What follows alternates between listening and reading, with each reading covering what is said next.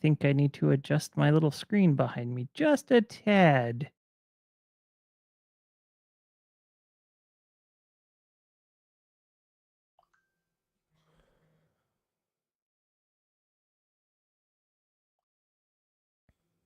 All right, I saw it There you go, that's better. somewhere. We are live on Twitch. Hello, Twitch. There you go, that's And we better. are live on YouTube. Hello, YouTube. Hey, Sinstress. Hello, Twitch. Oh, I'm going to mute it, though. Hello. Thing to do. All right. I have the trailer for Vampire Survivors, the DLC, so I'll play that when we're talking about it. Okay. Pretty funny. And then I'm going to turn myself down a bit. All right, whenever you're ready. All right. What are we playing today on?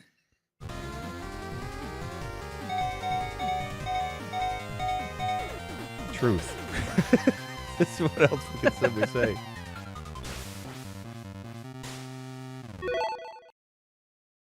I mean, it works.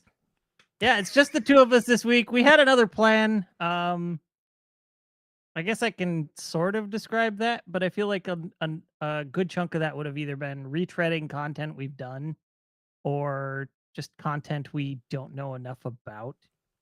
We were initially going to talk Castlevania flavored DLCs in other games. Right? The Castlevania funk rubbed on other games, but I've never played Dead by Daylight. I don't really know what Baylor Jail is. And we've talked about Castlevania DLC and Dead Cells before.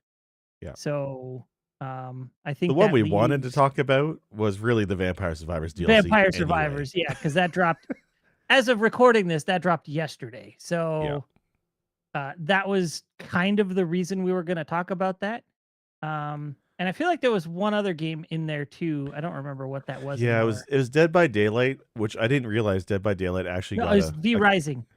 Oh, V Rising. That was the other one too. I did mention Dead by Daylight. Yeah, V Rising, which when I first saw that game, I thought it looked neat, and then I found out what the game was, and I was like, oh nope, I don't have the time for that. So yeah. V Rising was on my list of games where I thought I might check out.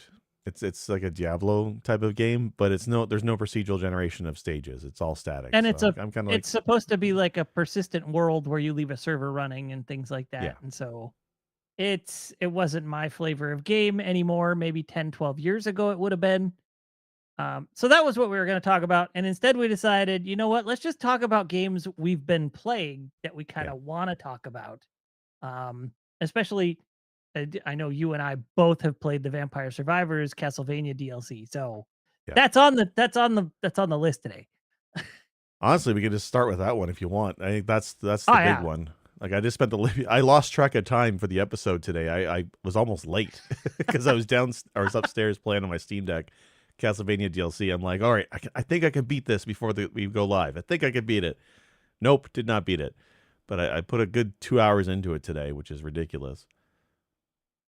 Yeah. So this DLC has something like 20 characters from the Castlevania franchise. Yeah. And the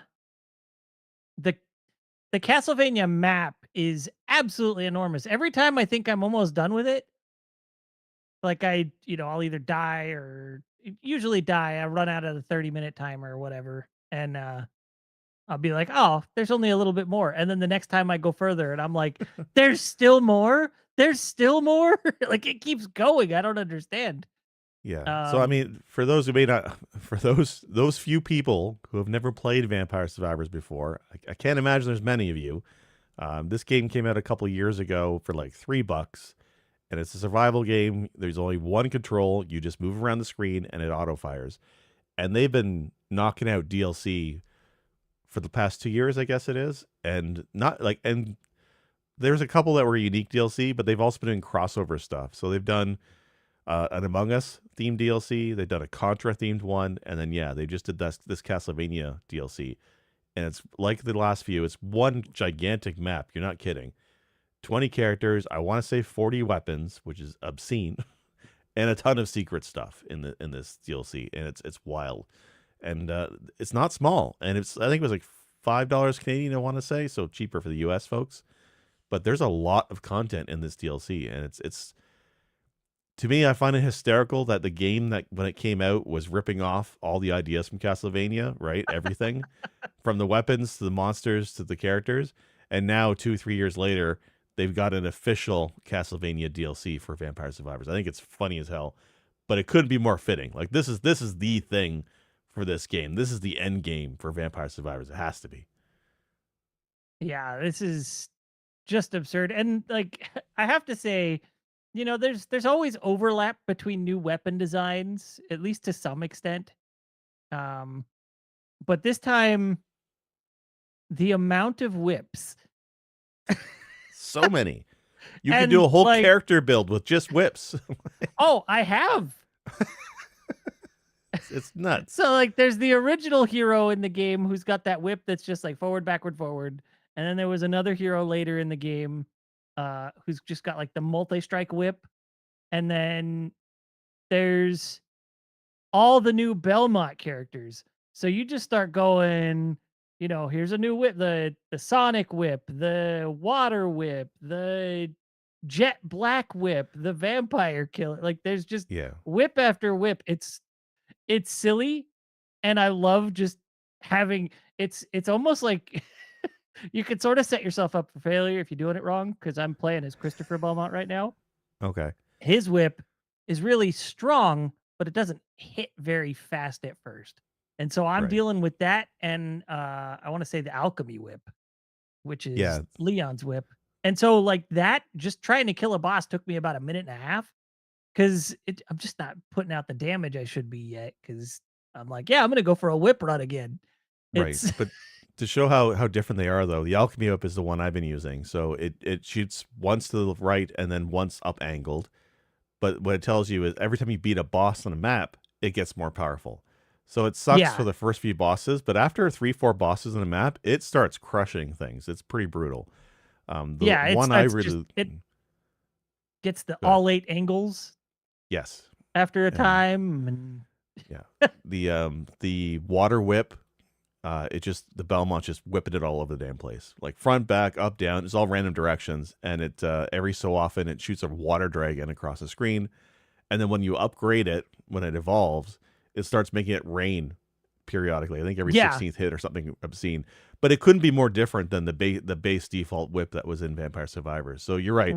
It's right. more whips, but they're so different. And there's like 6 Yeah, of they're them, I all think.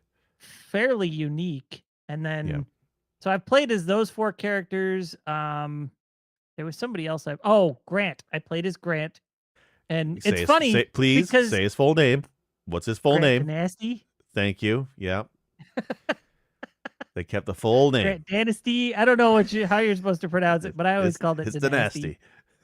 But yeah, it's funny because he's like in Castlevania 3, he walked fast, right? That was one of his things. And in Yeah. this, he walks fast.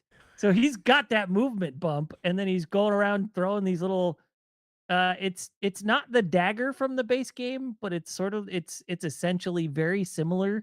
especially once you've maxed it out. Except it just picks the closest enemy, I think, to shoot at instead of you having to aim it. Is it? I thought it was a But random yeah, direction. I had trouble aiming maybe that it's a one. random direction. I don't Yeah. remember. But he was so OP when I was playing with him, it didn't really matter. I don't know. I must have had a really good run, or that's a better weapon than I thought it was. I unlocked most of the castle with him because of the run speed, right? It's like, because this is still, so I guess to further go into it a bit, the past DLCs, what they've been doing is adventures, like a side quest mode in Vampire Survivors, where you could unlock things for the main mode. They didn't do that for Castlevania, I guess, and it makes sense because Vampire Survivors at its core is Castlevania. So they've added a brand new, huge, massive map and all the new weapons and characters to the base game itself. There's nothing, you don't have to go and play an adventure mode to unlock things. That kind of took me back first because I didn't know if I installed it correctly because I went straight to adventure mode. I'm like, well, there's the Among Us one, there's the Contra thing, where's the Castlevania? I didn't realize it was in the main game. And so I was faced with that first choice of, Oh. well, I have no characters unlocked. Who do I start with in Castlevania mode? And I ended up picking, I think it was like Bill from the Contra DLC. So I'm running around the graveyard of the castle, shooting a rifle, shooting a machine gun. It's pretty absurd. But because it's mixed into the pool of items, I have like Grant. I had a Grant run. I also gave him the life scanner from Among Us. So he's using this this energy life healing thing every so often periodically. Alucard got a tongue attack from Among Us, so he's shooting his tongue out. It's some weird and wild combinations of items if you want. I mean, you can always Spanish and skip things, but it's all mixed Yeah. together, and I kind of like it. Like there's just so much in that game now. Yeah, since I don't have the Contra DLC or the Among Us DLC, I didn't know there was an adventure mode. So I just went straight to start. I was like looking through how to unlock the characters. And I was like, all right, I guess I got to pick somebody other than a Belmont. Can't just have one, which I Yeah, thought was a little odd. It seems like they should have just given you like Leon from the get-go or maybe, but but though, I think the original Vampire Survivors characters are close enough to Castlevania inspired. Probably could have taken one of those. I could have taken the very first I character you did. get in the game, right? Oh, is that who you used? Okay. I didn't use him. I used the other guy with the more advanced whip, the one that's like the spam Right. of little attacks. Yeah. And that Um, makes more sense than using Bill from Contra. So it's more you did it more on brand, but it's yeah, neat. I was But I like, mean, I'm gonna have the experience, right?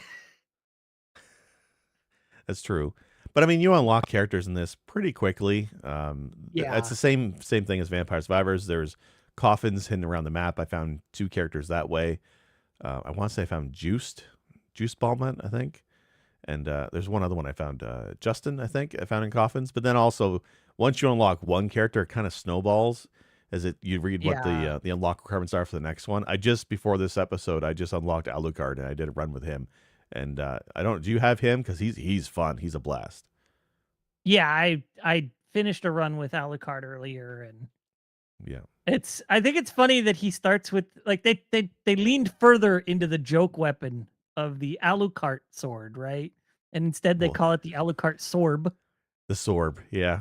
And then once you actually get it to max level and evolve it, then it becomes the Alucard sword. Well, it's swords. I think there's an S at the end, which is like still Oh, a spelling maybe. mistake. Yeah. That But would he's make neat. sense given all the abilities it has, because that thing is Yeah. just spamming Alucard spells from Symphony of the Night, which is kind of Yeah. rad. It's neat. So like he has a charge meter. So when you stand still, it slowly builds up, and when the charge meter is full, it does the life blast steel thing from the game, and it kills everything on the screen that's not a boss, and you get life from it. And then periodically he does the Hellfire attack, the black and yellow fireballs from that game. Those are in there as well. And then there's one other one I think. I think when you have Alucard swords leveled up, they do this teleport slash type of move. I think That that he had teleport it. slash is like constantly going Is once it you get it. okay? It's just like Yeah, constant attack, attack, attack, attack, yeah, attack, attack. It's all over the screen, just yeah. going randomly for whoever. And so they definitely like it's obviously Konami gave them basically the keys to the sprite vault of Castlevania because they took a lot of assets from Castlevania series, and that's what you want in something like this. But yeah, Yeah. Alucard was a blast. There was a lot. There's like 20 characters is ridiculous. Like any Belmont or character from a Castlevania game in the last 30 years, odds are they're here. Like even the Genesis Bloodlines game, which I didn't expect to see here, they still have Eric Lecard. He's in there. So I think, and I also think of the other guy Morris is in there as well. So they've dived. I think they've dived in deep into the characters to pull here. Like even the Castlevania Legends from the Game Boy, Sonia Belmont, she's in there as well. Yeah. So it's quite the variety. I know Sonya's not canon, but I always liked that Castlevania. She's canon. Because It's still a game, right? Doesn't that count? no, they're okay. First tangent of the episode, I guess. Um the at some point before Igarashi left Konami, there were a handful of Castlevanias that were made non-canon to the actual story anymore because they had to fit new games into the canon. Okay. And so I think Sonia Belmont, so Castlevania Legends was one of them. Uh, what was it? Circle of the Moon, I think, got ripped out of the canon. What? That's a good one. I like that one. So That's there's stupid. something like 4 or 5 of them that had to get ripped out Okay. of the canon because Dracula's only supposed to show up every 100 years. And it's like all of a sudden he's like every 30, you know? Keeps coming back. They should just multiverse it or something. I don't know. We're in a world where Robert Downey Jr. can be Doctor Doom, so anything is possible. That's I can't believe they decanted her because like there's when I say deep, I just remembered the character I got earlier. I haven't messed with him too much. Is Hector, who I only know him from Yeah, I unlocked the Hector. anime, right? He's from the anime and he has summons, I think. Yeah. Yeah. He's from Curse of the Moon for PS2. Oh, is he there? Okay. I just know him from Mhm. that the anime on Netflix. That's where I know him from. Yeah, I absolutely love that game. I have it on my shelf back here somewhere. I'm not gonna dig it out, but bingo. Uh, yeah, I loved that game as far as taking the formula of the Metroidvania Castlevanias and making it 3D. That's the only one that ever really did it right. Really? Okay. Yeah, Yeah, see, I I don't I even think I think Curse played of the that Moon one. was really good. Curse of the Hmm. Moon was also the one that, and we're gonna dig into the anime a little bit here again. Curse of the Moon was the one that introduced the character Count Saint Germain, who's also in the anime. He was the Which one one, is I think he he? was voiced by Bill Nye, Oh, yeah, yeah. Okay, that's a good one. the one He who was was like like the traveling through barbarian or the. something. He did a little time traveling or something. Yeah. Yeah, he's got a role in that game where it sort of hints at him being a bigger aspect of the long term Castlevania story, and then they just never bothered with him again. Yeah. Okay. So I see. I know the anime was pretty good with respecting the lore of Castlevania, and I know a lot of the characters are pulled from the games. I know heavily from Castlevania 3, so I wasn't sure about other games. One sec. Keep talking. I got to get some water. Oh, okay. Yeah, I want to say Curse of the Moon took place something like 5 years after Castlevania 3. Because 3 was Trevor, if I'm not mistaken. And yeah, it was 5 years after 3. So it's really directly connected to that. Yeah, And because like then Sylpha's there and Alucard, of course, and yeah, the three of them are there together. But mhm. then they bring in characters like Hector, who I only knew from the anime. So it's neat that he's in a game. I did not realize that. But again, that's such a gap I Yeah. have with my gaming history. I barely touched the PS2, so I'm missing all kinds of great stuff there. The anime was actually much better informed by the games than people who missed out on a lot of the franchise like you might realize, which, Right. it was funny because I'm a Castlevania nerd. I love it. I'm so watching through it, I'm like, oh my gosh, I know this character. And every once in a while, because the wife absolutely knows nothing about Castlevania. She's not a gamer. So she's like, okay, so who's that? I'll be like, all right, so this is how they were in the game. And the anime took little like liberties here and there. So I was like, this is what they were in the game. And so based on that, we can kind of figure this is what's gonna happen. And every once in a while they change something. I'd be like, all right, that Right. didn't happen in the games, but Yeah, but I mean, you can when you're so faithful to the source material, you can take liberties occasionally, like and it's fine. yeah. And the games only have the story. Like a lot of times it's like a little backstory and then what Yeah, happens during that chunk of time, and then epilogue, and that's kind of it, yeah. right? That's Well, like the basically all you get. So NES story, half the time it was the manual, and that's all you got. So I mean, it's yeah, it's neat to see it fleshed out on TV anyway, but that's I fine. agree. But going back to Vampire Survivors, then, so I have not beaten the map yet. Have you beaten this yet? No, No. no. Okay. I Have you found my seen? way to I found my way to Dracula's room, Right. but apparently I can't get in yet. Okay, that's where I got stuck because you end up there. He's not to be found, and you go to the left, and there's like this area you get flooded by enemies, and you can't do a damn thing. So yeah, so I guess we're missing something to unlock that fight. Then I know I he's in there, right? I still have more stuff to do over there that I hadn't done yet, I don't think. Okay. And then I also think there's a spot near the beginning of the castle at the upper left that I need to check out. Yes. So that one I have not been able to do that. The door has been closed. So we've said before that this map is like utterly gigantic, ridiculously so, and to the point where there's warps in it, much like Symphony of the Night. There's Yeah, keyhole you warps in the get game. the scorpion gate and the lion gate, and Yeah, so there's the warp gates from Symphony of the Night, which is pretty cool. I gotta it's admit. it's it's pretty neat. And then what they also do is they lock off certain areas with doors, and some of those doors don't open until you've beaten a boss, and it's all on the map. Like it's pretty transparent where the bosses are on the map, so you know where you have to kind of filter around and look for. And then once you hit certain bosses, then it unlocks those areas. So I haven't unlocked everything. I thought I was doing pretty good though. But then also, I think certain things are dependent on the character you use. Like you'd pointed out on offline, you pointed on Polo. One of the early bosses you fight is it takes the game and makes it 2D, and it's the Yeah, doppelganger. That's the which word, the is such a doppelganger trip. fight. Yeah, so you're playing this top-down Vampire Survivors, and you go through a door, and then all of a sudden you're in the doppelganger's room, like from Symphony of the Night, and you're 2D, and suddenly pushing up makes you jump really high, mind you, but you jump up in the air, Yeah. and the enemies stop spawning. The timer actually stops during this fight, Mhm. and the mobs stop attacking you, and you get a doppelganger fight. And it's neat because for every single character, I'm pretty sure they take away all your power-ups, and that every character has a unique set of abilities. Because I know when I was playing as Trevor, I didn't have my full, I didn't have my gun, I didn't have my familiar, all that kind of stuff, because I had a random number of power ups. So it kind of strips you down to what potentially that character could have had in Castlevania, and that was really neat for the fight. No, I don't think that's what it is. I think it just randomly picks one of your weapons to start you with, Is that what it is? and every so often, every little bit, it'll add another one in. Okay, 'cause it Because I've definitely never didn't had feel a the same random once. assortment of weapons. It's always been what I have, but it Okay, drops you down to just one of them, which right. sucks when it picks your weakest. Well, sometimes they'll take one that is like on a long cooldown. That's never fun, right? What was the one that I got stuck with? Like or the ones that randomly just fire off and don't target. Those are kind of a pain in the butt. I think that's where I ran into Yeah. issue with the curved dagger, which is Grant's weapon.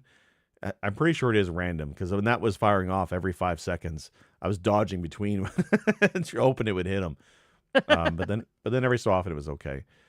But yeah, that fight was really neat, and yeah, because you beat Trevor beats his own doppelganger. That is how you unlock Alucard, and it's right there in the character select screen. It's not a spoiler, but that was pretty awesome. Yeah, they did a really good job with it. It's really cool to have all they've got 2 versions of each song that they pulled from Castlevania. So there's the original version, or at least a version they pulled from one of the Castlevanias, right? Right. And then there's a version that they remixed themselves. So they did a composition of it that changes things up or does things a little bit more in the style of the music you'd expect to hear in Vampire Survivors. And it's really neat to hear both of them. Yeah, soundtrack is awesome.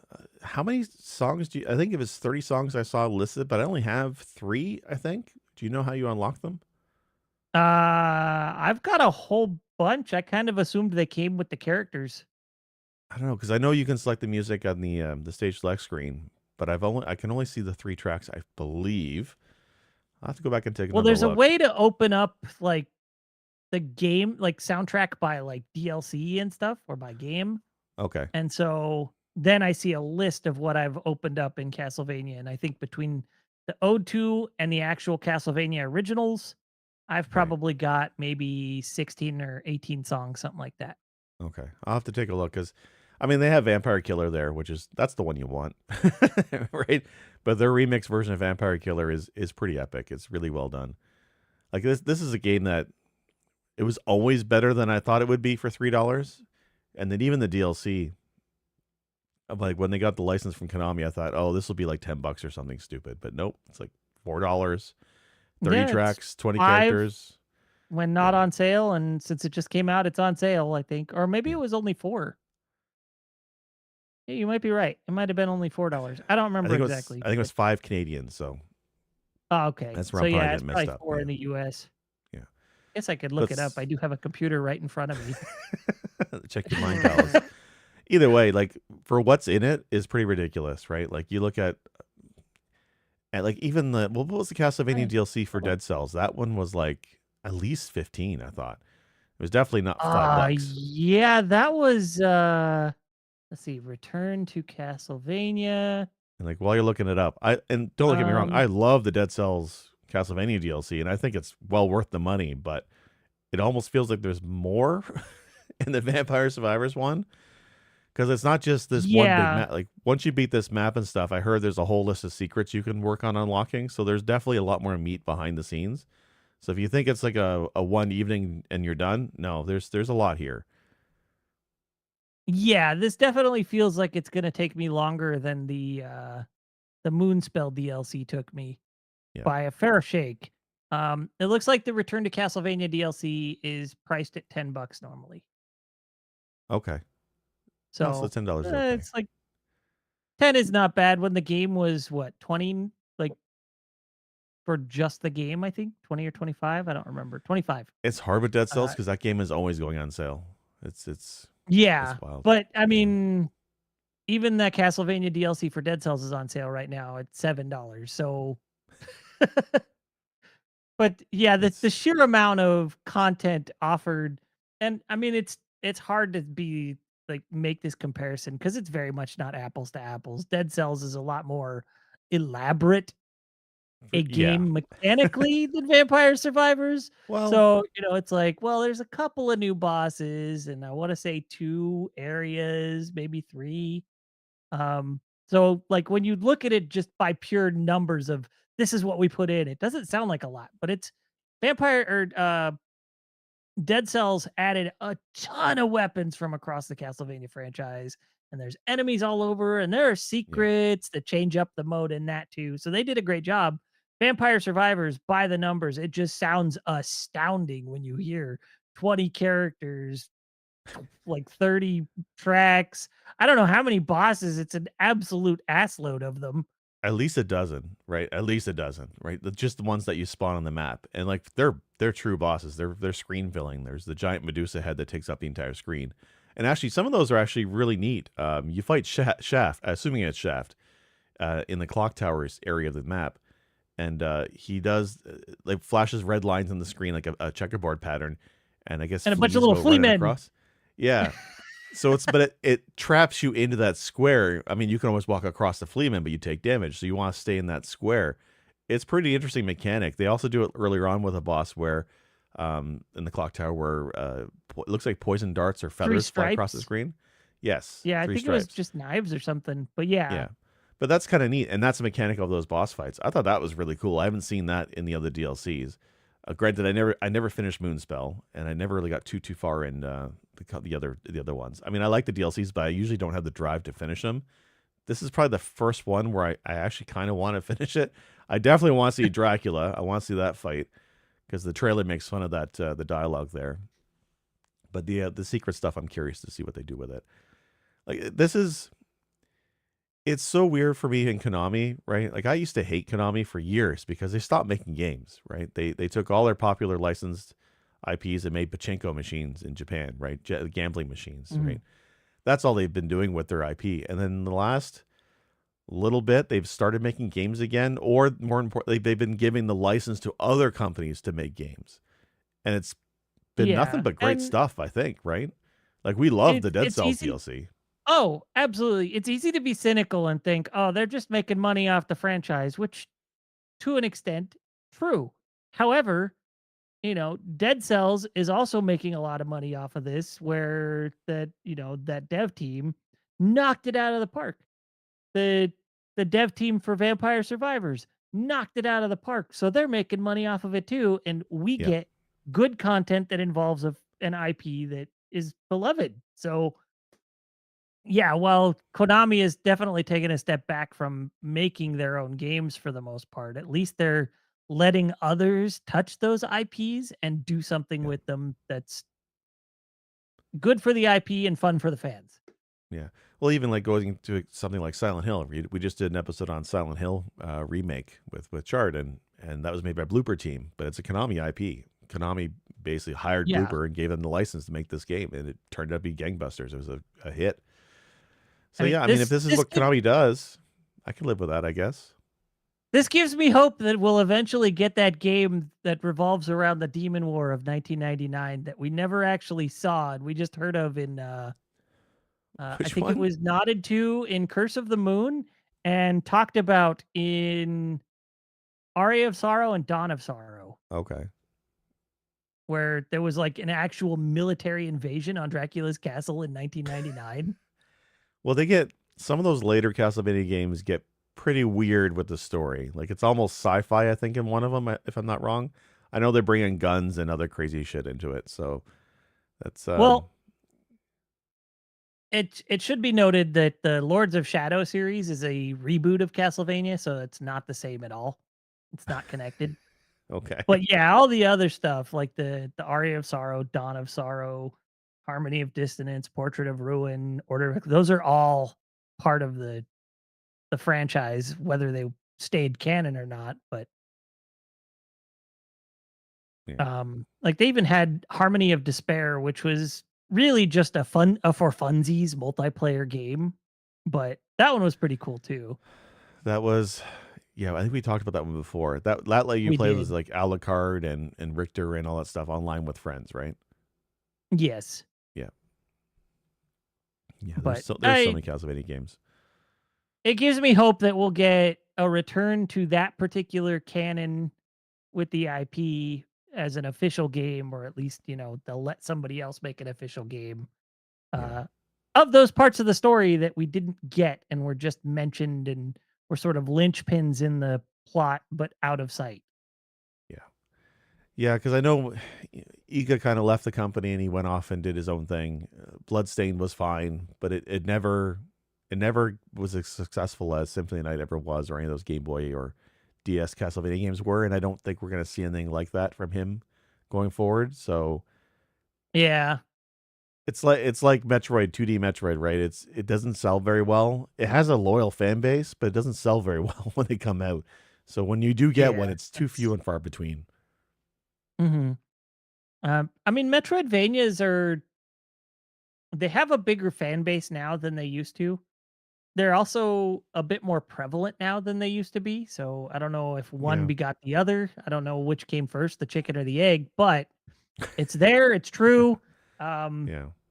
I would like to see a return to form, and especially now with like you don't have like clearly you don't have to make it look like the prettiest graphics in the world these Oh days yeah. to make a game good and fun, and like there's lots of games that have that 16 or 32-bit sprite based aesthetic and they do great. So, Yeah, honestly, for Metroidvanias, the 2D Metroidvanias, I almost prefer the pixels, honestly, because like yeah. for me, the peak was always Symphony of the Night, and that was pixels, right? That's the style I look for. I mean, even when we did, we played, gosh, that pervy game, Gal Guardians, for an episode, but that was a Metroidvania to a degree, right? So kind Mhm. of, but I mean, that had that sprite style. I'm like, oh, this is just like Symphony of the Night.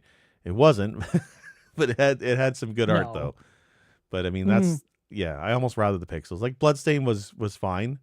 I like Bloodstain, but I don't think the 3D models did any favors for it. I don't think. No, I wasn't a big fan of the character models in that game.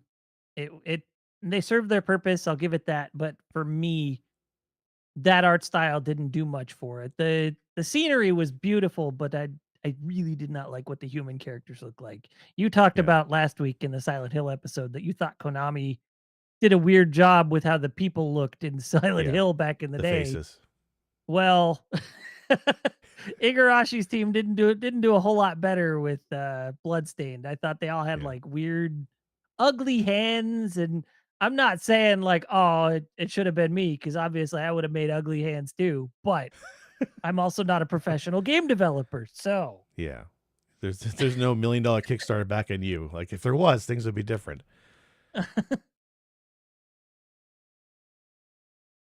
well, I think we've beaten a dead vampire here. I think we can move on to what else have Yeah. you been playing? Gosh, yeah. That DLC is easily worth the money though. Oh Um, yeah, yes. So highly when we recommend. when we said what else, what are we playing? I do have a couple games that I've been playing, and I know you have as well. And just there's no proper outlet to do it. So I want to talk about Diablo 4 briefly because I when that came out originally, I hated on it something fierce. I did not like it at all. Well, the expansion just came out about a month ago, less than a month ago, and man, that game has changed. Total 180, my opinion on the whole damn game. I didn't like it when it first came out. The way they did loot was a bit almost like it didn't matter. It's just a mess of prefixes and stats that didn't really seem like they did much impact to gameplay. I didn't like the slow pace of leveling. It felt really like a drag.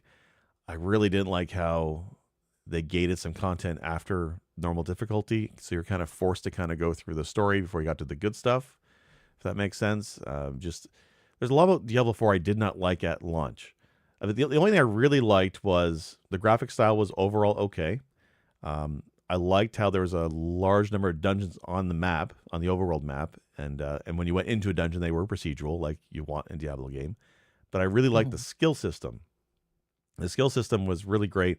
As neat as Diablo 3 had with the runes for each skill to change them up a bit, I really liked how 4 did it, where you had it felt like you had 3 to 4 solid different kinds of builds or character styles for each class in Diablo 4. So I liked that. But the story was just put you to sleep, boring and dull. Like I sped through that campaign and it felt like torture, but I kind of pushed my way through the campaign because I felt like I wanted to see what the end game was like. And when I finally got to the end game, I was kind of like, there wasn't a whole lot there. So I kind of regretted buying Diablo 4 quite a bit. And like I always said, like in terms of the Diablo, like 2 was king for me and 3 was great, but 4 was a letdown. But then because I hate myself, the expansion comes out, Heart Vessel of Hatred, right? Which continues a story that left you off in Diablo 4. And I'm like, well, I have to pay for an expansion. I have to see. I've got a sickness and I got to see. So I picked up the expansion and it comes with a new character class, the Spiritborn, which is kind of a mix between like a shaman or a Amazon in that it's all pull weapons, animal like abilities and that kind of thing, very elemental. And then there's a little bit of expansion story to it. But they've done other stuff between launch and this expansion. They revamped the entire item system from the ground up. It's completely different game. They should have launched this way, right? When you're getting loot in Diablo 4 now, as it is, items actually matter. When you look at stats, they make sense. You see stat bonuses actually increase things. They actually do stuff. Gems were reworked. Now gems actually feel like you're doing something. When you put in an item, it feels like it's giving you a bump to damage, or it gives you utility, it gives you armor. It feels like it's doing something. And they don't punish you for using gems. You know, in previous Diablo games, if you wanted to pull a gem out of an item, you had to pay a lot of money, or it's so easy to salvage it by mistake and you lost it. They got rid of all of that in Diablo 4. Now when you salvage an item, if you had something socketed in it, it goes to a tab in your inventory just for gems that are salvaged. You can Huh. recycle gems to get the fragments to build the better gems, right? You don't have to have an inventory or a storage in town full of smaller gems to build up to the big ones. You just use fragments and you make the biggest gems, right? That kind of thing. And then they just reworked the entire legendary item system. So all the aspects on those now, you actually want to find the orange items. You want to salvage them if they're not going to fit you at the moment, because you build up the affix in your codex, and the more of that affix you get or prefix you get, it gets better, and you can apply it to any item you want by going to a vendor. So you kind of like want to Oh, hunt around interesting. and do the item grind for legendary items. Yeah, like you want the legendary items, and if you don't like them right then, you salvage it, and then 10 hours later when you want to use that affix for a build, you just use the best version of it you have now, and you put it on your item, and you make your own item that's really cool. And that's the theme of the expansion with the masterwork system as well, is you can re-roll stats on items to have a chance to make them better. You get a certain number of rolls on them depending on the item. Like there's a whole, yes, you get stuff randomly, but if an item is like close to what you want, but you want to just tweak it a little bit, you can absolutely tweak it, or you can change it radically with the legendary aspects. Really cool crafting system, very simple to get into. It's definitely meant to be a money sink in parts, right? To build some of the gems that are higher level, it's like 1,000,000 gold, which it's fine. But I mean, that's the game, right? That's the loop, right? It's the infinite loop of grinding monsters, money, items, that kind of thing. Really Yeah. solid. Story is still boring as shit though. I don't I don't like the story at It's all. I can't speak to Diablo 4 because I haven't played it. I played Diablo 2 again recently, the Yeah. remaster with a friend of mine. Like that was in the last year, I should say. Um, and we really enjoyed that. But by the end, I was getting a little bored of the gameplay because you do kind of get stuck in that like 1 or 2 attacks thing, and that's kinda it, heal. Yeah. And I purposely tried to mix it up to where I was using more since the remaster kinda gave you the ability to shortcut to other keys so you could use multiple abilities instead of just left click, right click. Right. Um, so I tried to mix it up some just to be more interesting, but it it definitely wasn't helping the DPS, it was just making it more interesting for me as a Yeah. player.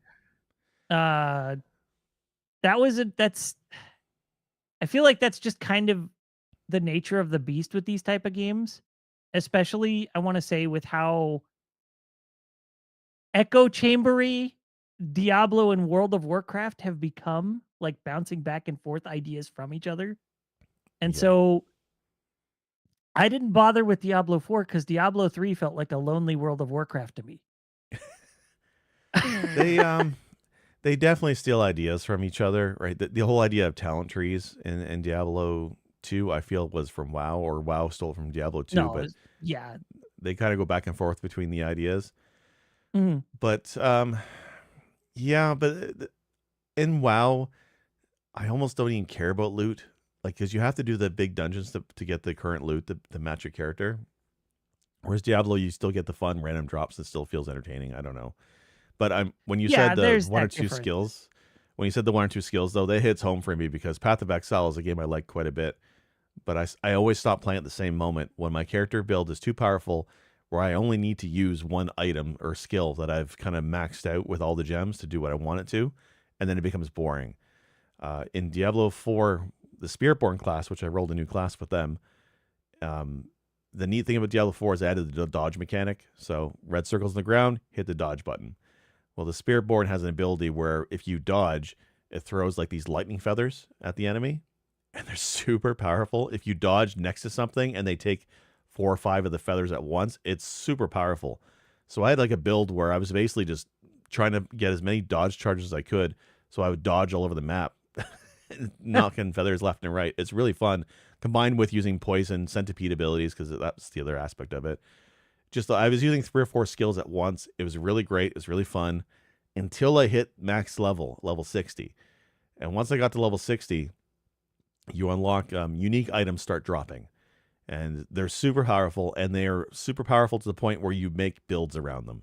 And the one unique I got dropped, there's a staff, I think it was, and it makes it so that your core abilities, which are your bread and butter ability that uses your mana, it makes it a basic ability. So an energy builder, mana builder. It knocks the damage down a little bit, but it means one of your bread and butter, pretty powerful abilities can now be spammed infinitely. Once that happened, Wow. and I started tying a lot of the passive abilities to buff the basic skills, I was doing so much damage with that bread and butter ability. It was costing me no resource. I would dodge occasionally just because I wanted to throw feathers around. I was getting bored, but it was basically a one button game. And that's why I'm probably not going to finish Diablo 4's expansion campaign. It's also still boring. But the level from 1 to 60 was a lot of fun, story aside. I love that character class. I like the loot and the Paragon system. It's all fantastic now. Gameplay is great. It's easy to play with friends online now. There's also a party finder, so you can actually find randoms again. That was the thing that was not at launch, a party finder. You were online, but you never saw anybody. So they fixed a lot of great stuff, but it's still at the end game. The end game still revolves around that. Oh, you have one ability that's Uber. You're just going to do that. Or at least it feels like for that class. Maybe the other classes are different, but the Spiritborn feels broken. At first it felt broken, but in a fun way. But now it feels broken in a way that feels broken and it's not fun anymore. So I'm like you, where Gotcha. I feel like I have to deliberately go out of my way to use subpar abilities or force myself to use combos of abilities. But really, if I just hold down the left click, it's probably better for me to play. So that's kind of where I'm at with Diablo 4. It's so close. Like it's so close to being a great Yeah, and game, you know? that's an issue I remember there was a point in and I'm going back to World of Warcraft here, if here's the thing, I haven't played World of Warcraft since Warlords of Draenor, which was, what, 3 to 5 expansions ago? I don't remember anymore. Yeah. It's been a while. I won't And tell you how many so years I'm out ago. of the loop on what it's like now. So I don't know if it's Yeah. changed a lot or if it feels the same. But if I go all the way back to vanilla, because that's when I really got into it, and then I was into it for like Burning Crusade and Wrath of the Lich King as well. Um, it seems like with every expansion, the classes feel more limited. At least they did back then with what I played. Like, and I always fall back on my hunter analysis here because I played the shit out of a hunter back then. And I know there was the negative connotation term for hunters. It's fine. There were a lot of idiot hunters back then. I was frustrated with them too as a hunter, especially when they joined my raid, did jack shit, and got my loot. Anyway, This is why I I played was sort of solo. like, I loved Yeah. playing as a hunter. I was a Beastmaster hunter at a time when Beastmaster hunters were like, you only do that for solo. And that's kind of almost always been the case. But instead of being a solo hunter, I was, which I could do pretty easily. My buddy who was a healing druid, like he and I could 2-man, 5-man stuff. It was stupid, absurd. But Yeah. there was a point where I used to be like a Swiss Army knife for my party where I could, if the tank died, my pet would run in and tank for a minute while we got him back up. We'll finish out this encounter, res the tank. It wasn't a wipe. We're still going. You know, crowd control. The mage died. I need to be crowd control. Okay, I'll do that. I did all sorts of stuff. I just hard DPS, whatever. Yeah. Um, and then as you get further into the expansions, that's frowned upon. The game Yeah. is not built like that anymore to where hunters are just supposed to be, and they kind of programmed it in to where it's hard to make it to where you can direct your pet to things you're not fighting. Because there were so many complaints about hunters just letting their pet run off and attack whatever that they were like, okay, we'll just make it so the pet attacks what you're attacking. Yeah. Like Like that's the problem just is dumb it down until it's the bottom denominator, in dungeon combat, if you accidentally had your pet attack the wrong thing, you brought in aggro and then you would just wipe. Yeah. I get it, but the So other problem with that with WoW was it's frowned upon when you are a Swiss Army knife nowadays in MMOs. They want you to optimize for one given role and max out that one given role. And if you're not if you're DPS and you're not maximizing your DPS at the sacrifice of everything else, there's a certain number of MMO players that get pissed at you, and that part has always been stupid to me. yeah, I like the longer I played it, the more I saw that, and the less I was inclined to play it anymore. Yeah. And so that's one of the things that started to turn me off of MMOs. And we'll bring it back to Diablo here in a sec. The other thing is I just get kind of terribly addicted, so I just know better now. Um, Yeah. that and I find my quality of life goes down because I get frustrated with idiot players. So, but that's when I played Diablo 3, I didn't even finish that outside of beating it like on normal once or something. Yeah. I didn't go into the hardcore modes or anything like that, or like I didn't even get to the hardest difficulty, max level, none of that, because I was just like, it just feels like a lonely WoW. Like it's very similar, and I don't mean that detrimental, like as a negative for the game. Like if that's your style, that's your style. But to me, it just it's kind of like listening to a cover of a song you really like, and then you're just like, well, I want to just listen to the original. It was better. That's kind of what Diablo 3 Okay. did to me with WoW. It's like this makes me just want to play WoW, and I know I shouldn't do that. Well, the thing with Diablo 3, that the complaint I had about that one was they didn't let you play nightmare difficulty right off the bat and hell difficulty right off the bat. You had to like unlock it by beating normal, and I'm with you. Because playing Diablo 3 on normal was too easy and it became boring. And Diablo 4, when it launched, had that to a degree as well. I think you had one extra difficulty you could go into, but it was cakewalk. In the expansion, or at least the version I'm playing now, I was able to go ahead 3 levels of difficulty, and it felt good. And then after I beat the campaign, I could bump up another 2 more. They've definitely expanded the difficulty ranges. And where I'm at now, I think I'm in Torment 1, I think is what it is, and I got it unlocked pretty easily, and it feels really great, and it feels really fun. I get the loop, right? The loop in Diablo 4 is to like, you want to play one difficulty, you want to build up your character, microstat by microstat with the Paragon system, and slowly, incrementally build you up to do Torment 2 and Torment 3 and 4 and 5. I get the loop, maybe not for me, but I definitely hung in there longer at the end game than I did with Diablo 3 and even Diablo 2. Like I was the guy playing Diablo 2, and once I beat Baal, I'm like, okay, that was fun. I'm good. Like I'd start over a character every so often and start again, but I never wanted to do Baal runs on Diablo 2. I was never that kid. So it's just not my thing. So it's weird. I like action RPGs, but I don't want to play them into the ground, I guess. So maybe I'm not the target market for the Diablo games, but I did have a great time with Diablo 4 expansion. They've improved it dramatically. So if you're like me and you bought it a couple of years ago when it came out and you didn't like it, you got to play it now. It's way better now. Whether you want to play it, infinitely, I don't know. That's up to you. But it's definitely a much more fun loop than it used to be. Yeah, I think for me that format of gameplay I really enjoy, but once I've beaten it, I'm just kind of done. I don't want to go back and like min max everything. I just want to play it, have fun, and move on. Yeah. And I get that Diablo now is designed as like get as much time with the player as possible, which it's commendable. I appreciate that as someone who wants to make my dollar go a long way. But at the same time, I also only have so much attention for the same thing that long. Right. And I say that with hundreds of hours in Morrowind and Skyrim and Streets of Rogue and Slay the Spire and Isaac and a roguelite.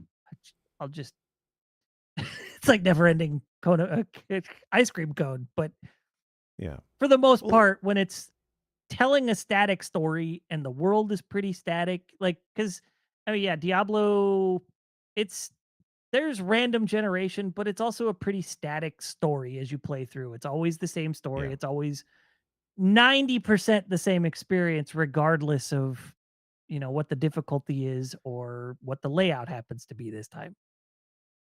Yeah. And so Especially I'm a the one and done story for in those. Diablo's story, especially in 3 and like 2 had great cinematics, right? 3 had awesome story. I love the story in 3. That's one of the reason why I got 4 is I actually do like the Diablo lore and story, and I was kind of curious to see what they would do with it. That's why I was kind of upset. It's so boring. And playing it a second time, I probably rushed through it the first time. It is better than I give it credit for, having gone through a second time. There are certain moments in Hell, for example, at the end of the main campaign that are actually quite epic, but it's not anywhere near the quality of cinematics that 3 had, right? I give 4 credit in that it's all in game, but what bothers me in 4 with the cinematics is a lot of the time the story is told in that top down view, and like they have the camera the ability to like pan the camera down to show the faces, but they never do, or very, very rarely. Like they have big cinematics that are all in game and they look great when they do it, but they don't do enough of them. I just wish that they just bring the camera in more to see the faces of the NPCs.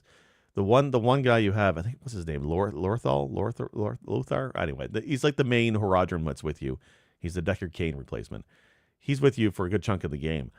I couldn't even recognize his face in the screenshots, like in press kits, until I actually saw one of the end game cinematics. I'm like, oh, that's him. When they finally zoomed on his face, I didn't even know what character, like race he was. I couldn't tell his skin color. I couldn't see what he was wearing because you're zoomed out all That's the time. weird. I know it. You know his voice. He's got a great voice actor, very distinctive voice, but you wouldn't know what he looks like until like late game when there's one cinematic where you see a close up.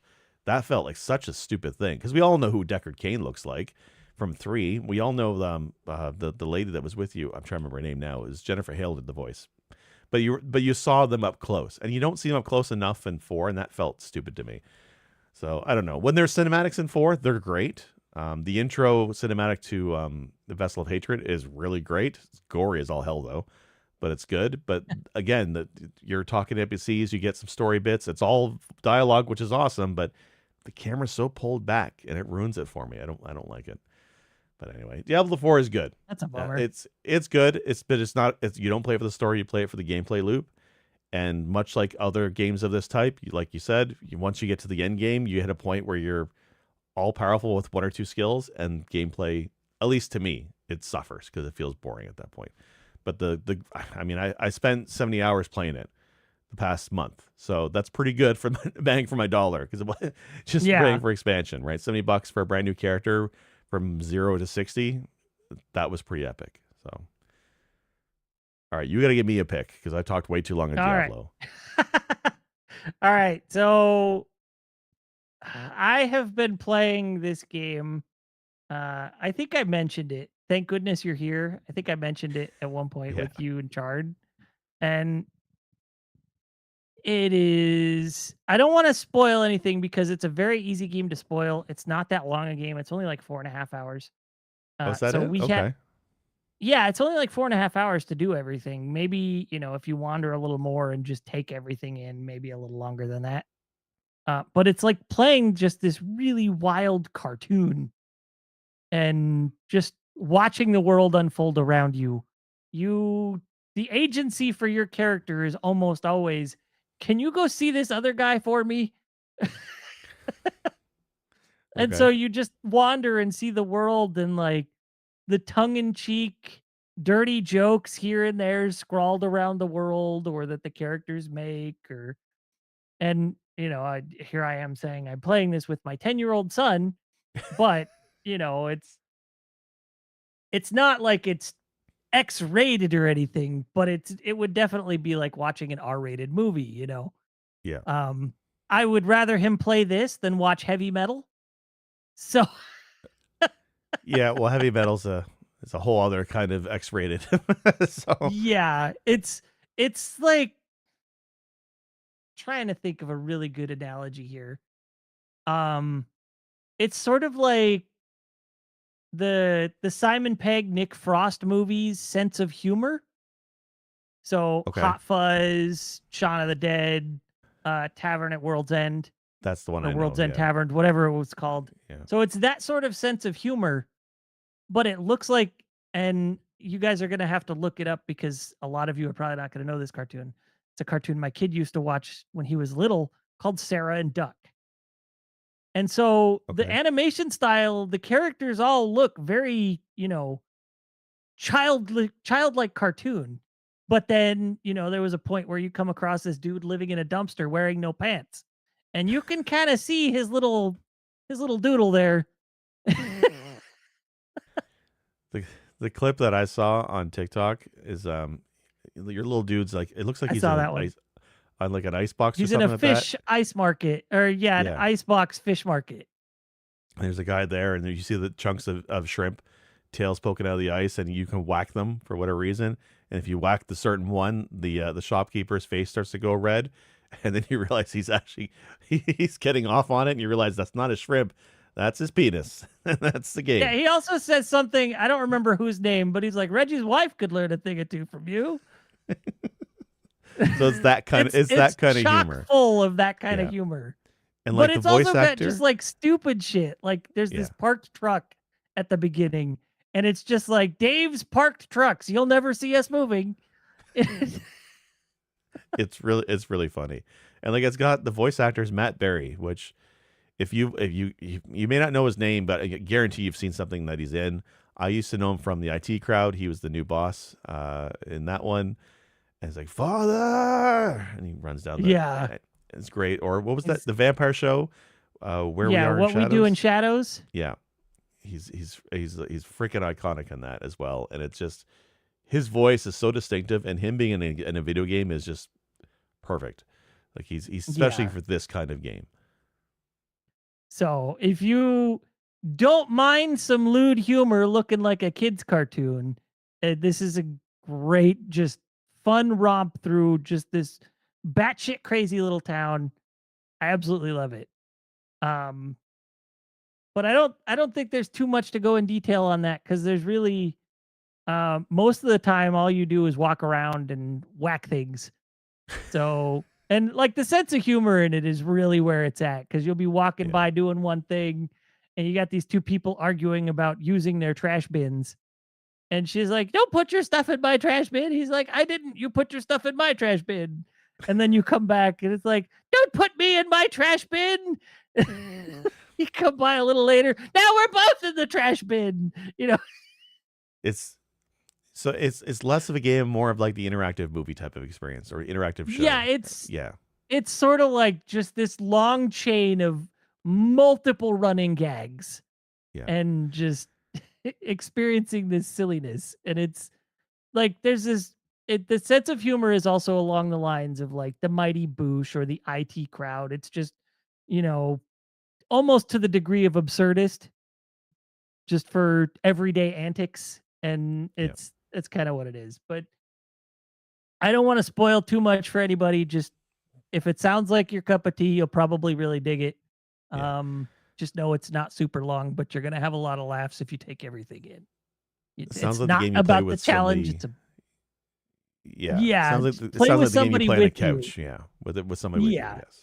Yeah. So it's when I play it, it's me, my wife, and my kid, and we're all noticing different things and pointing them out. So um, since we didn't talk a whole lot on that one, I will say I have been playing lately a lot of. Oh no no no! Since we're running quite a while, I did play. Let's talk about Dungeons of Infinity here. Oh, the Zelda fan game. Yeah. Yeah, because we both played some of that. Yeah, and we're not gonna do an Um, episode on that one on its own because man, that no, pissed us off. So yeah. So I I was really chomping into that game. I probably put like a good 25, 30 hours into it before I just felt burned.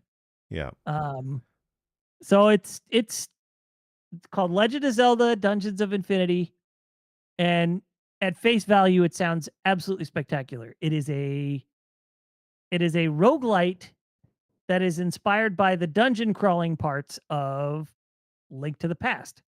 So it looks like Link to the Past. It plays like Link to the Past for the most part. It's missing a couple things because it's still Yeah. early in development. Um, but you'll go through. You find your sword upgrades. You find shields, and then you can upgrade those. You find armor upgrades. You get bows and arrows and bombs and all this stuff you have to find, right? You get the cape of invisibility. You get the different rods, and they pull a little bit from other games, like there's the Kinstones, my absolute favorite from, Everybody loves Minish Cap. Kinstones. Yeah. Um, they're not as bad as I expected when I first saw them. I was like, "Oh, great, there's Kinstones." No, it's not that bad. It's literally you get half a Kinstone and you'll come across a little shrine, and as long as your half a Kinstone is the same color as that one, you get 2 treasure chests. It's simple, and so it wasn't as bad as I expected when I first saw it. But it's this really cool idea, and there's, like, around a dozen floors, Yeah. and All partway procedural. through, there's, like Yeah. yeah, except for the village. The village is pretty much Right. the same every time. Maybe the loot's a little bit different. What the shops offer is a little different, but the layout's the same. And then there's also a sort of dwarven village, as they call it, but there's not a ton there, but I think that one's always the same too. Okay.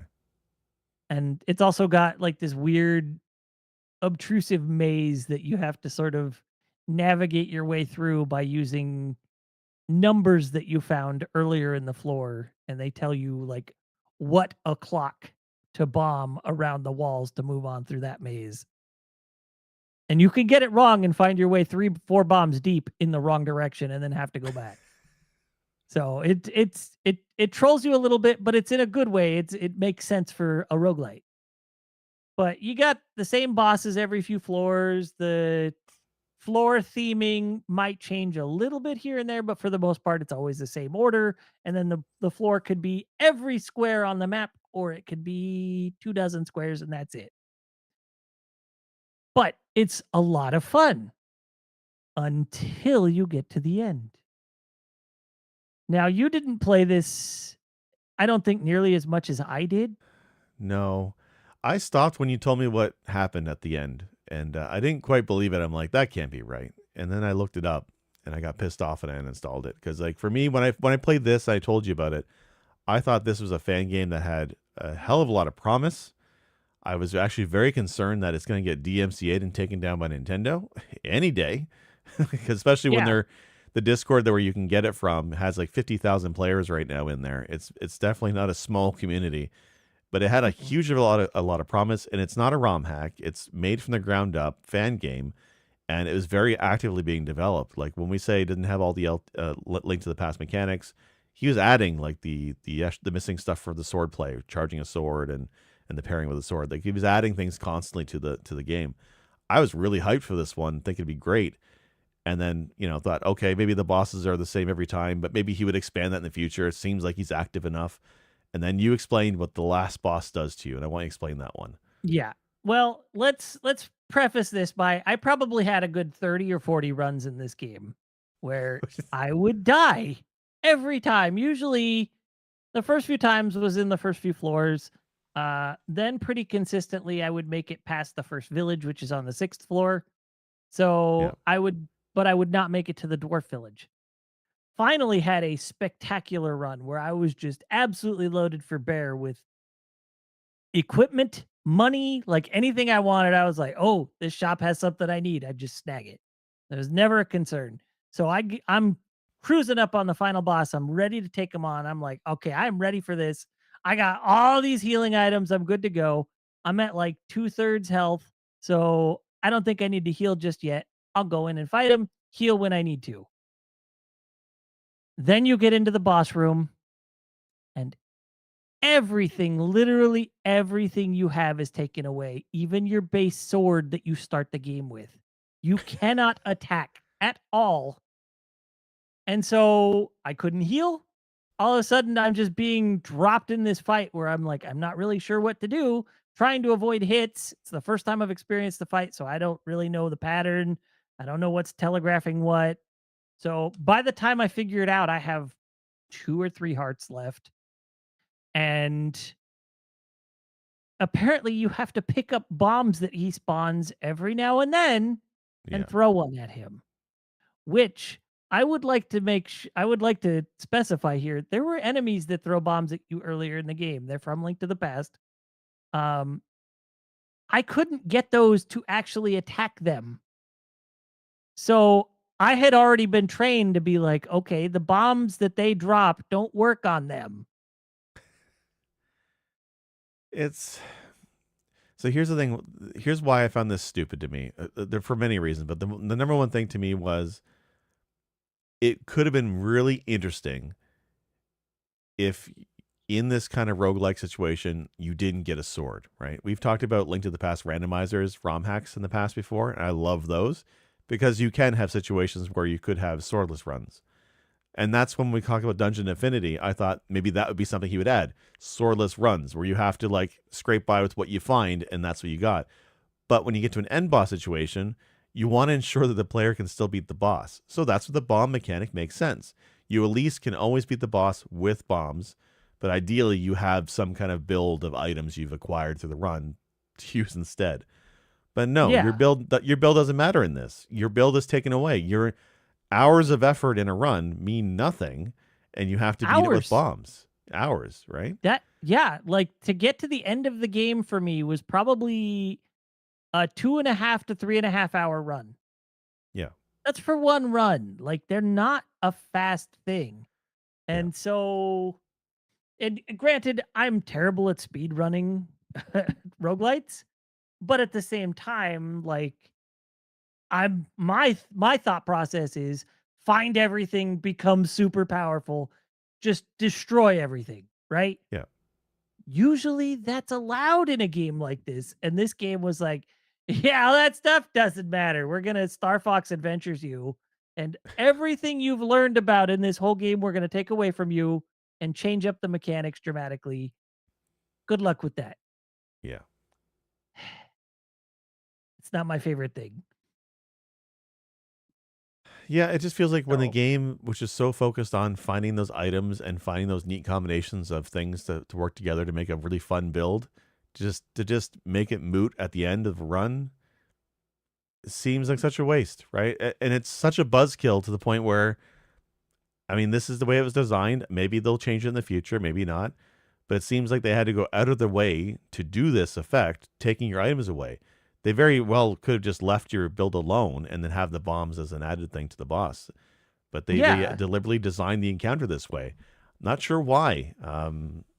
Like I saw in the Discord, he's gotten lots of feedback on it, and it seems like for now this is how he's doing it. Which I mean, it's his game, but it's just enough of a buzzkill where I'm like, I don't want to play this anymore.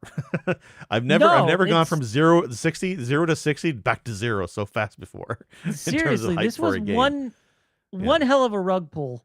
Yeah. And, I will play the shit out of roguelites. I have made that very clear on this podcast. I love them. I will sink hundreds of hours into just about any of them. Slay the Spire, Streets of Rogue, Binding of Isaac. The list goes on and on. 30XX, like I kind of can't go wrong with that genre. Dead Yeah. Cells, Yeah. bring Dead it back Cells. a little. I have spent so much time in so many roguelites. Never once have I been so angry at dying in a roguelite as I was when I got to that end boss. Like, to where it was like, yeah, I'm done playing this. I uninstalled it, deleted the installer. You jumped out of the Discord for the game. Like, Yep. Just nope. Like just a big giant nope. I'm just done. And like I said, I also like these games. I think you're more of a super fan than me with roguelikes. But I was really into this one, especially because of Link to the Past randomizers. There's also a ROM hack somebody did for the NES Legend of Zelda that makes it a roguelike. It's called Ancient Dungeon. It's a fantastic ROM hack. interesting. But my issue with it though was that it's based on the NES game, so it's limited in terms of what it can put in there, graphic style and whatnot. It's still amazing, but when I saw Infinite Dungeons, I'm like, okay, somebody's made this from the ground up, and they can do all the cool stuff I wanted from that ROM hack, but do it on their own engine in their own game. I was so thrilled with it. And I saw like they had kinstones. I mean, not like kinstones, but the idea that he was pulling from other games into this was really awesome. I liked how the dungeon layouts were, like they were procedural like I want, but they weren't just square rooms all the time. There was a variety in the sizes. Like there was even, I think, maybe I wish there was more block puzzles, but there were some, right? Some stuff in there. But the promise was really there, really strong, to the point where I was like, man, you need to start doing custom sprites and get away from the Zelda IP before Daddy Nintendo comes and shuts you down. Because you have a great idea here. You got to do your own thing. Because I hate fan games that get shut down when they were doing something awesome if they just went unique, right? In terms of in terms of sprites. But then, yeah, this is the design choice they made, and I've never been more disappointed in a fan game before. It's striking how much I'm upset with it. So I'm like, okay, and I'm good. I'll go play Vampire Survivors. It feels a little bit dirty to shit on a fan game, but at the same time, that game shit all over me. So No, we're upset only because I think, like me, it's like this is a game that you've put a lot of hours into. You're really hyped for what the progress is going to be like. It's like playing early access of Hades. How much you love Hades. Hades is fucking fantastic. And then when you get to the end of Hades, they take all your build away and all your items, and you get nothing and you die. Like, and that's okay, game over. It's a one design flaw that really hurts the effort you put into it. Again, game not respecting players' time. I mean, yes, it's a fan game. Yes, it's a solo developer, but still, like, if it's somebody, you got a group of fans, and he's got fans. There was like 50,000 people in that Discord. He's got fans, and that's the end game. That needs to change. Maybe it will. Maybe he will, but I just don't expect the game to last much longer. When you mess with Nintendo's IP, they will find you. Like Liam Neeson, they will find you. So they have lawyers with a special set of skills. I'm trying to see just how many people are in that Discord, but I'm not sure how to tell because I'm still in it. I haven't left it. Oh, hey, members, 58,000. Yeah. It's a great idea. Are you kidding me? Like, it's really an awesome idea. I'm still upset about it. He managed to sort of take that, what Mario Maker did and why people loved it, because you could just go and infinitely play Mario with Zelda. And I know it's not exactly the same because it's not Zelda Maker, but it's that nearly infinitely replayable Zelda. Yeah. Is what people, I think, want more than a Zelda Maker. And so he managed that, and then really just dropped the ball at the last at the end zone. Yeah.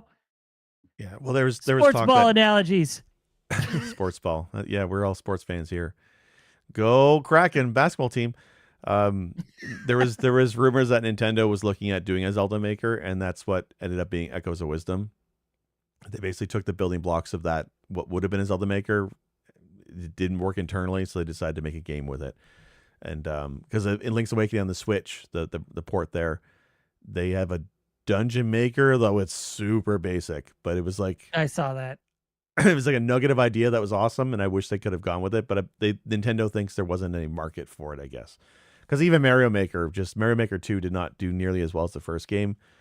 Yeah, it was kind of lightning in a bottle. Yeah, I also think COVID kind of impacted the development on it. I mean, if they followed through with the Mario Brothers 2 stuff they were going to do, I think it would have been better. I would like to see a Mario Maker 3. I don't want them to lose that style of gameplay. I think that the idea is solid. But I would love to see like a Metroid Maker or a Zelda Maker. But you're right. I think market-wise, the best move would be a procedurally generated random layout of levels for Zelda. And that's why Infinite Dungeons was so compelling. And it's awesome. Like there's a reason why I like these kind of roguelikes, and I love Zelda so much. You put the two together, it's peanut butter and jam for my brain. So yeah, I don't know. We're gonna have to see what he does with this. I hope he does something better with it. I hope he keeps developing it, because fan games like this, they're either taken down by Nintendo quickly, or they kind of, they lose interest and they burn out and they move on, right? And games are hard to make, so I don't know. Well, it was, I want to say, back at the beginning, no, sometime in September, I think he said he was kind of done pushing out the little updates and was going to focus on 2.0. And Yeah. he's done a bunch of updates since. The last one was just a few days ago. So he's definitely actively developing it. You got to figure, when you're like one person working on a fan game and you have 58,000 people on your Discord, you have tens of thousands of fans.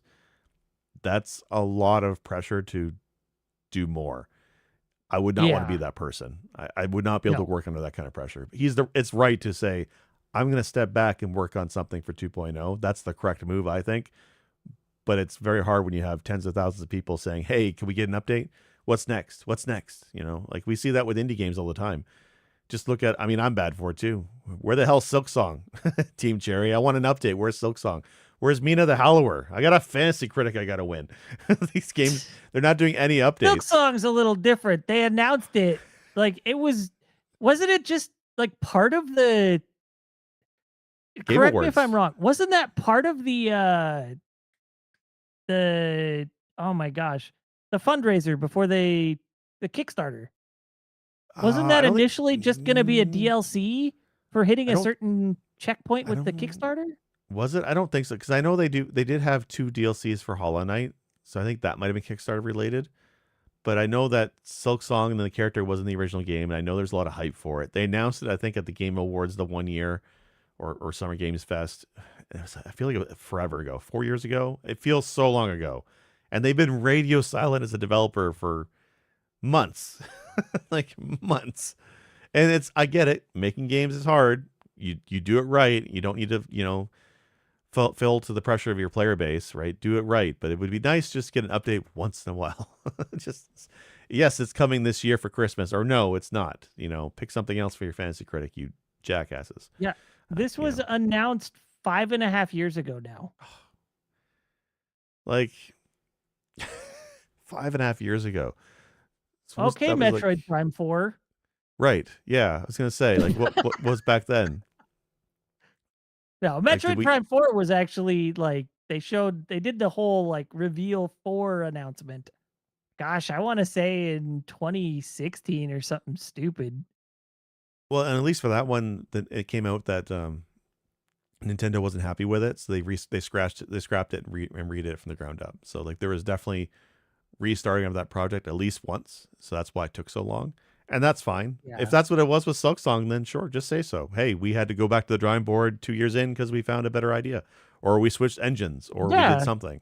Just say so. But I know Silksong was initially supposed to be DLC, and then it spun out into its own game. Yeah, its own whole game. But as I don't know, it's weird because every time there was a little update to the page that was like automated to the Steam page, like a month ago, and everybody in the Silksong sphere lost their shit Yeah. Was like, "Oh my gosh, we're about to get an announcement. It's gonna release in November."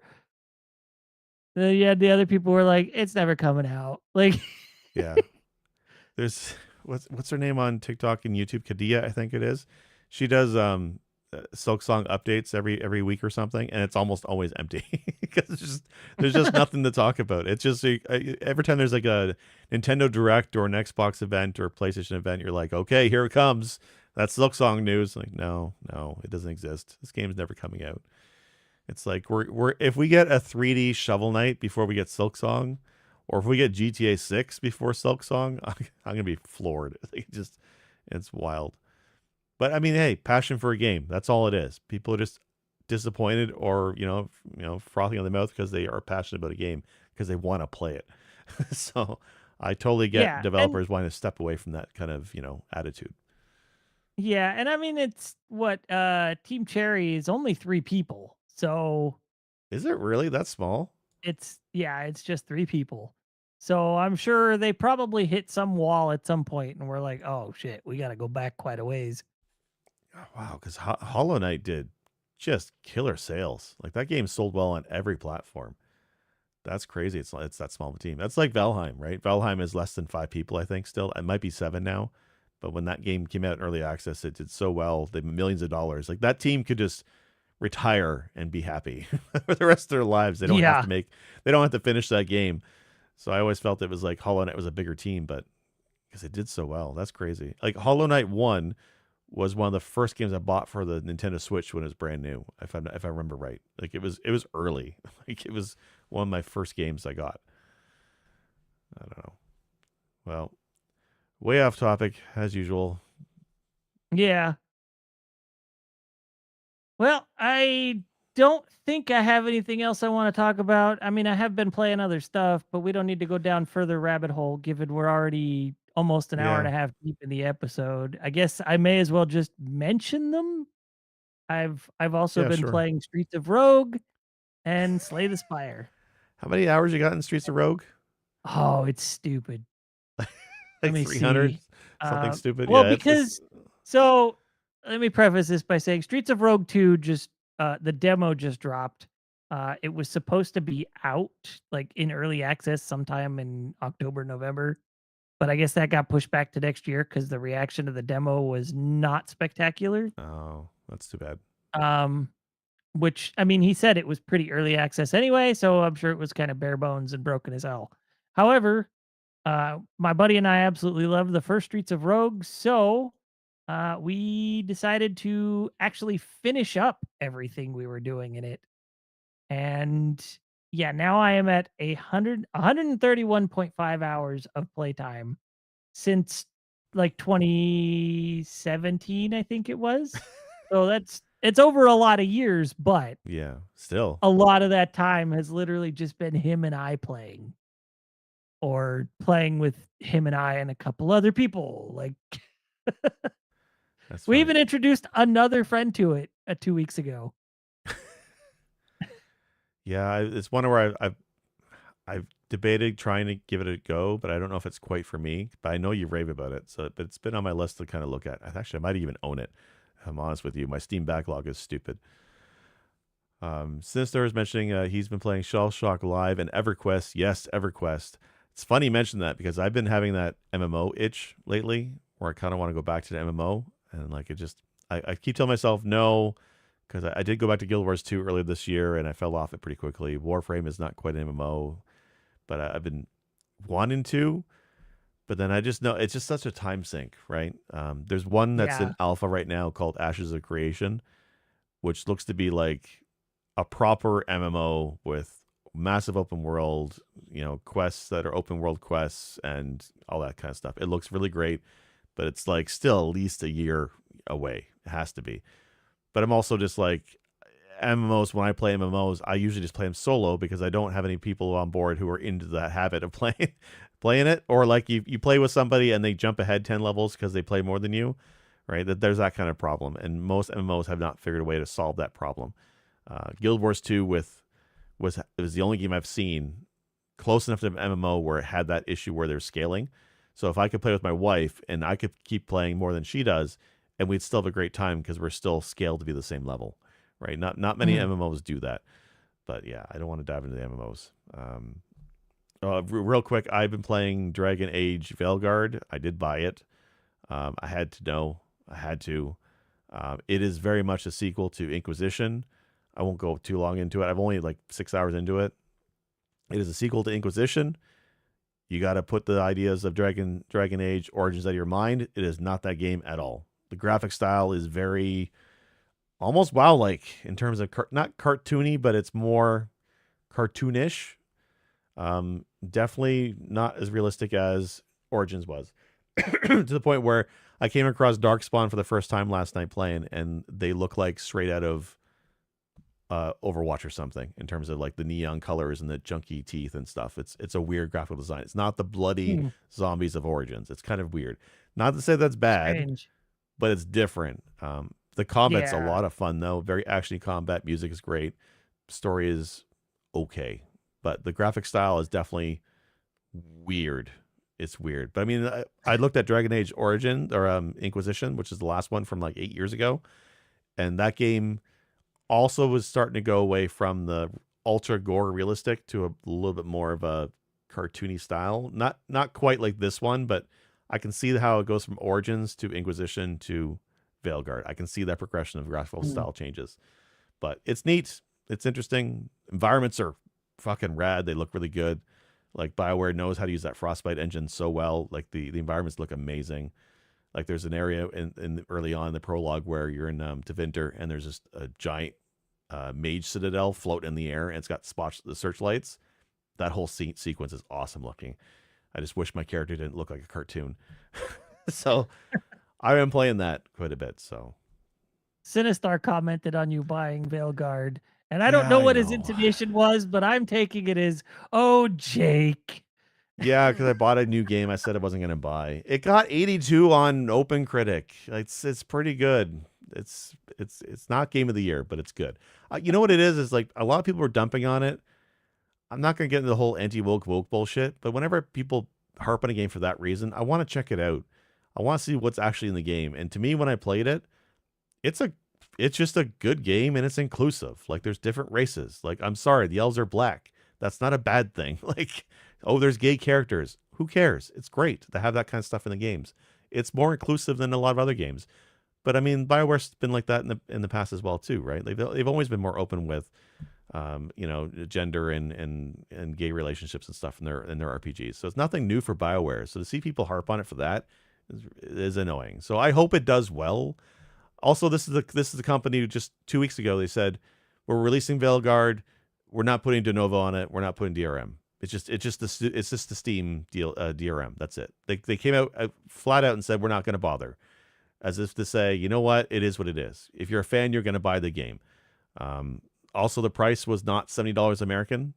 They could Electronic Arts very easily could have said we're going to charge $70 for this new Dragon Age game. They didn't. It's 60, which I don't know if it's like a lack of faith in Electronic Arts in this title, or if it's just BioWare saying, you know what, we just need a hit right now, so we're going to charge it what we would have charged, and we're just going to put it to the fans. So I feel like that's a good move by BioWare, and I want to support that. I would like to see BioWare do well again. I don't want to see game studios crumble all the damn time. I'm sick of companies shutting down. So I want to like BioWare, but we'll see. We'll see how the game finishes up.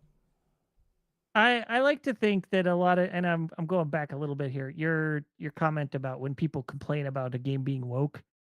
I imagine those people are the same people that get all Pikachu face when you tell them that Star Wars is political. So Yeah.